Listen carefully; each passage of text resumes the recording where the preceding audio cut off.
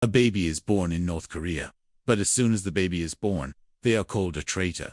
North Korea is known for having some of the strictest rules in the world. These rules are so strict that they're hard to believe. For example, people are allowed to vote, but only one person is on the ballot. If you don't vote, you go to jail. There's only one TV channel, and you can't watch anything else. In North Korea, you can be sent to jail, not just for doing something wrong, but for even thinking about it. Welcome back to Infallible Media Videos. Dear viewers, History of Korea before 1945. Japan controlled all of Korea for 35 years. After World War II, Korea was split into two parts, North Korea and South Korea. North Korea was controlled by the Soviet Union, while South Korea was under American influence. In 1948, Kim Il-sung of the Kim family became the leader, and North Korea was officially called the Democratic People's Republic of Korea. But democracy never really took root there. In 1950, a war started between North and South Korea, known as the Korean War. However, no peace treaty was signed, which means both countries are still technically at war. Strict laws and control to stay in power. Only one family has ruled North Korea for a long time. First Kim Il-sung, then Kim Jong-il, and now Kim Jong-un, who is Kim Il-sung's grandson. Each ruler has used very strict rules to keep their position. Many rules are made to scare people and punish them if they challenge the government. This is done to stop people from being influenced by South Korea or Western culture, which could make them go against the government. Today, we'll look at some of these unusual rules. Let's begin.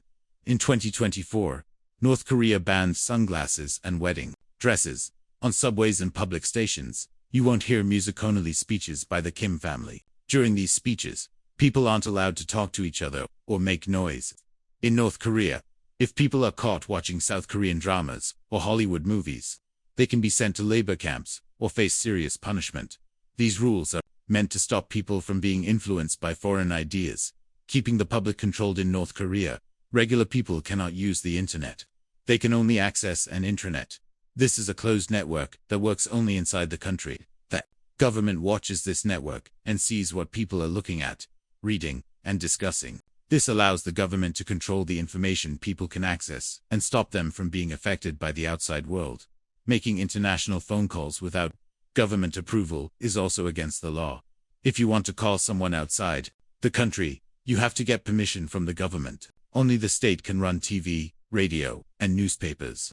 The idea of having private media is not possible. This media only praises the government, celebrates the Kim family, and talks about foreign enemies, like the United States. People are taught from a young age to hate America and its allies. The government also controls people's hairstyles.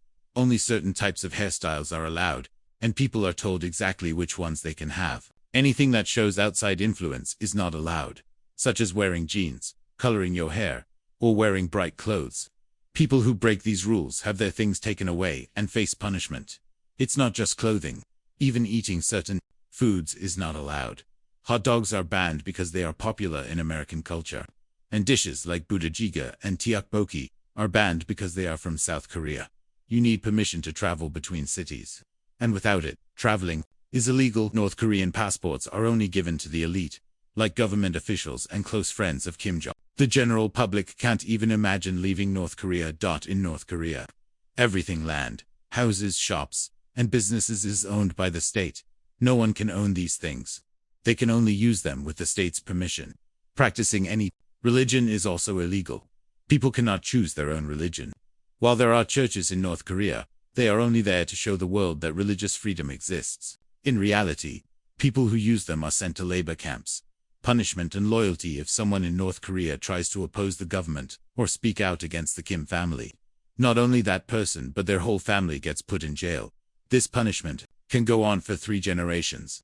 That means if someone is considered a traitor, even their grandchild, who hasn't done anything wrong, might be seen as a traitor too. This is meant to stop people from rebelling in the future. In every neighborhood, building, and home, there are government spies who watch people secretly. The weirdest part is that in this country, you can be put in jail, not just for doing something wrong, but even for thinking something wrong. So, if someone thinks something bad about the government and tells someone else, it's like they're hurting themselves.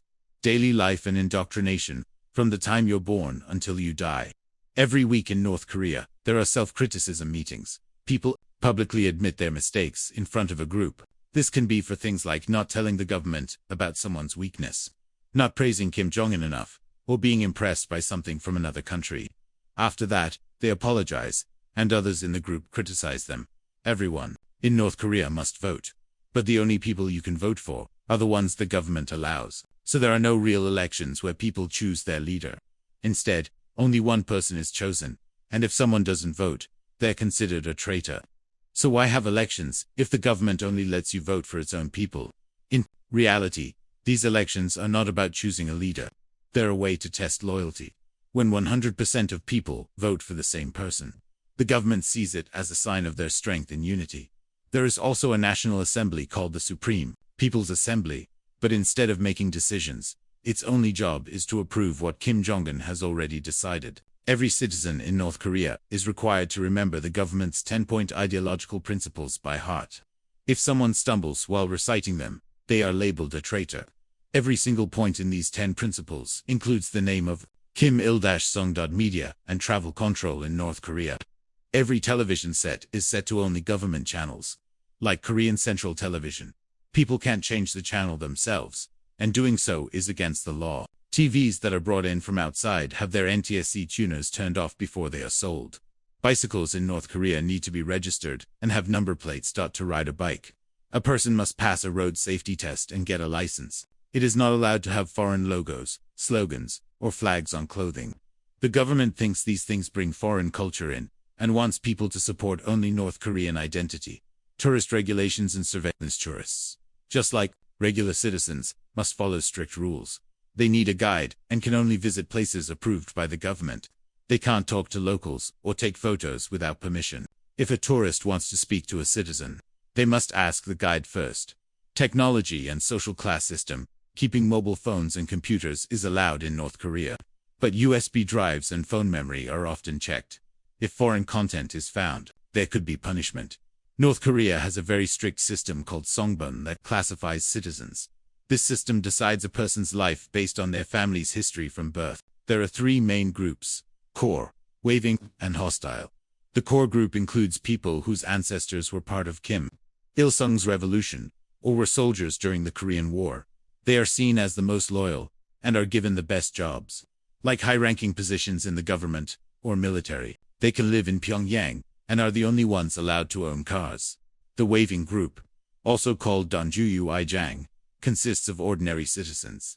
Their families were regular workers or farmers, or their past wasn't considered good or bad by the government. They can access middle-class services in North Korea. The third group is called hostile, or Jokdugachung. These are people whose families once practiced a religion or had connections in South Korea. The North Korean government sees them as traitors and treats them very badly. They are given the hardest jobs, like working in mines, doing heavy labor, or cleaning up trash. In North Korea, basic things like electricity, water, and gas are given out in limited amounts, and the government watches how much people use. It is required for every citizen, whether male or female, to serve in the military for 10 years starting at age 17. People are also required to mourn when any member of the Kim family dies, or on the birthdays of Kim Il-sung and Kim Jong-il. If someone doesn't show proper grief, the government may question their loyalty. Everyone must keep pictures of Kim Il-sung and Kim Jong-il in their homes and clean them regularly.